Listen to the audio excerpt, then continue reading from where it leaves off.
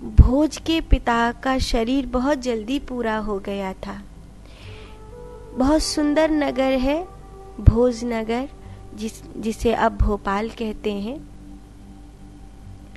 तो जो भोज थे वो उस समय छोटे थे जब उनके पिता की मृत्यु हो गई थी। तो उनके जो चाचा थे ना, उनका नाम मुंज था, मुंज, वो उस पर बैठे राजगद्दी पर। फिर भोज धीरे धीरे बड़े होने लग गए। भोज जब बड़े हो रहे थे तो उनके व्यक्तित्व का जो निखार था वो बड़ा प्यारा था। उनकी अलौकिकता अद्वितीय थी, उनकी दिव्यता और उनकी सोच सराहनीय थी। लेकिन कई बार होता है हम बुरे नहीं होते, हमारे आसपास वाले हमें बुरा बना देते हैं। ऐसे रामायण जी में अगर देखा जाए तो कैकेयी शायद उतनी बुरी नहीं थी, लेकिन मंथरा ने कैकेयी को बुरा बना दिया था। ऐसे जो हमारे आसपास वाले लोग हैं, कहीं न कहीं वो हमारे लिए हमें अच्छा और बुरा बनाते हैं। तो उनके आसपास कुछ ऐसे लोग थे जिन्होंने मुंज को ऐसा साबित कर दिया कि अगर भोज अधिक लोकप्रिय हो गए तो आपका कोई अस्तित्व नहीं रहेगा। तो मुंज को लगा कि मुझे मेरा अस्तित्व बचाने के लिए भोज को अपने रास्ते से हटाना होगा। इसलिए उन्होंने एक व्यक्ति को कहा कि जाओ, भोज को जंगल में लेकर जाओ और वहीं पर उन्हें मार देना।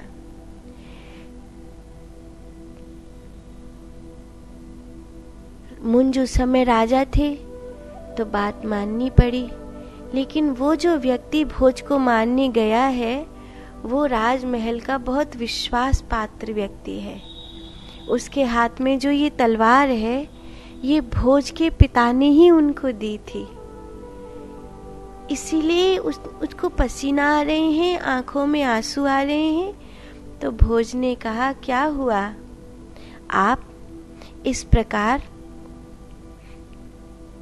चिंतित, दुखी, भयभीत और निराश क्यों है?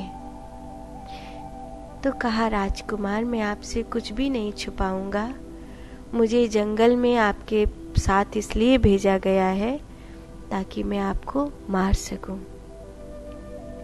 भोज ने कहा, मैं आपकी गोदी में पलकर बड़ा हुआ हूं, आप मुझे मार सकते हैं।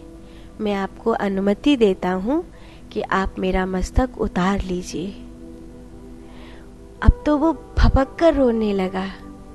आपके पिता ने, जब मैं युवा था तब मुझे मेरा साहस बढ़ाकर मुझे राज परिवार में शामिल किया था और उन्होंने मुझे अपने परिवार के सदस्य की तरह रखा।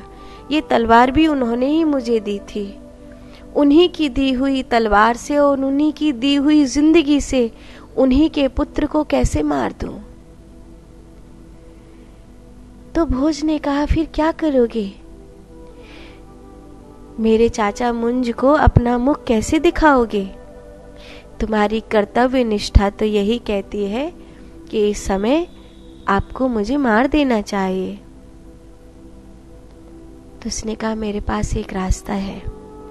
यहाँ पहाड़ी पार मेरी बहन रहती है, आप वहां चले जाइए, संन्यास ले लेना और अपना जीवन साधुता से बिताना।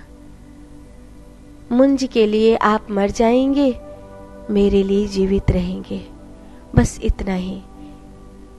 ठीक है, लेकिन जब वो मेरे चाचा आपसे पूछेंगे कि मुझे मारा तो सबूत क्या है, तो क्या प्रमाण दिखाओगे? उसने कहा, प्रमाण तो कोई भी नहीं है। तो भोज ने कहा, मैं तुम्हें प्रमाण दे देता हूँ। तो उन्होंने अपना रक्त लिया और अपने रक्त से भोजपत्र पर एक श्लोक लिख करके कहा कि इस धरती पर बहुत सारे राजा हुए, मानधाता, शिवी, हरिश्चंद्र, युधिष्ठिर आदि बहुत सारे राजा हुए जिन्होंने धरती के लिए युद्ध किया और धरती का राज्य भोगा। लेकिन इस संसार में ऐसा राजा अभी तक कोई नहीं हुआ जो आप जैसा हो। आप श्रेष्ठतम राजा हैं, क्योंकि ये सब राजा लड़े, जिए, मरे, लेकिन कोई भी अपने राज्य को, धरती को उठाकर अपने साथ नहीं ले जा सका।